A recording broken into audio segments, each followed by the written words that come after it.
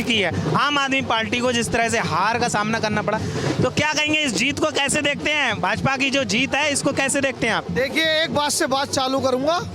राज तिलक की करो तैयारी, दिल्ली में भी आ गए भगवाधारी।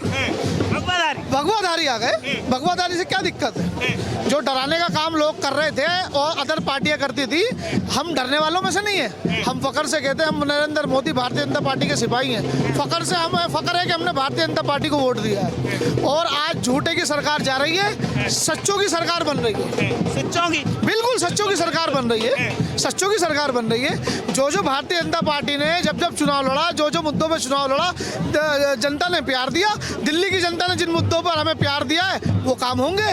तो अदर स्टेटों में जब जब भारतीय जनता पार्टी जीती अपने मुद्दों पर, वो वादे पूरे किए भारतीय जनता पार्टी ने। केजरीवाल ने जिन मुद्दों पर दिल्ली में सत्ता में बैठा था, उसने अपने मुंह से इस बात को कबूला है, मैं यमुना की सफाई कर ही नहीं सका। तो मतलब जो आम आदमी पार्टी की सबसे बड़ी हार का वजह क्या रहा आज का?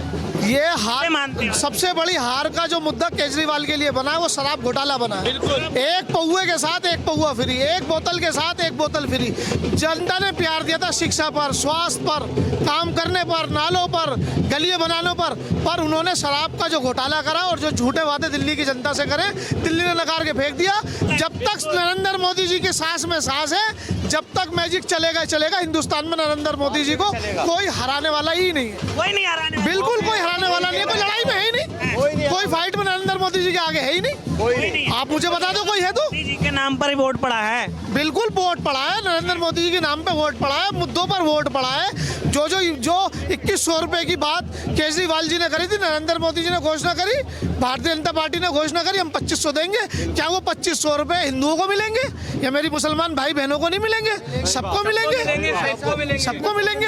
या जिनको अशोक बिहार में नरेंद्र मोदी जी ने जाकर जहाँ झुग्गी वहाँ मकान, वहाँ दिया, क्या मुसलमानों को मकान नहीं मिले? बिल्कुल मिले। आप जाके सर्वे करो, मुसलमानों को मकान दिए गए। अच्छा, आप क्या कहेंगे, कैसा महसूस हो रहा है आप? ये ऐसे समझो जैसे हम ईद मनाते हैं, दिवाली मनाते हैं ना, उससे भी बढ़कर के ये खुशी हम 27 साल बाद आ रही। राम जी ने जो ना 14 साल का वनवास काटा, हमारी मेहनत जो ना, हम जो ना 27 साल का वनवास काट करके आज वापसी करी है। ये हमें बहुत खुशी की और उल्लास का दिन है ये हमारा। खुशी का दिन है, बहुत खुशी का दिन है हमारा, बहुत खुशी का दिन है हमारा। और आप देख रहे होंगे कि आप उंगली उठती आई है जो 70 साल से रख रहे हैं मुसलमानों को, ये कर देंगे वो कर देंगे, लटकाने भटकाने। आप देखिए ना, मुस्तफाबाद पर सबसे ज्यादा मुस्लिम है ना जी। आज देखो ना, मोहन बीट जी 42,000 वोटों से आगे चल रहे, लगभग है कि 50,000 वोटों से जीतेंगे मुसलमान। आप यूपी की बात करते हैं, आप यूपी में चले जाइए, कुंदरी सीट मुरादाबाद वाली, उसे कभी भी बीजेपी जीती ही नहीं। अब की बार मुसलमानों ने खुल कर उठ दिया, उसे बीजेपी जीत करके आई है, वो भी मुसलमानों के ही दम पर जीत कर रही है। तो ये उसी का नतीजा है, सबका साथ, सबका विकास और सबका विश्वास और सबका प्रयास। ये मोदी जी के झंडे के हमें बड़ा गर्व होता है जो हम इस झंडे के नीचे काम करते हैं। जो नारा दिया है मोदी जी ने, सबका साथ सबका विकास, वो दिल्ली में भी काम आया। बिल्कुल, ये दिल्ली का, ये देख तो रहे हो आप नतीजा। 27 साल बाद हमने बताया ना, राम जी ने तो 14 साल का वनवास काटा, इस झंडे के नीचे हम जैसे कार्यकर्ताओं ने 27 साल का वनवास काटा है, जिसका आज हमें नतीजा मिला, जिसकी आज हमें खुशी मिली है।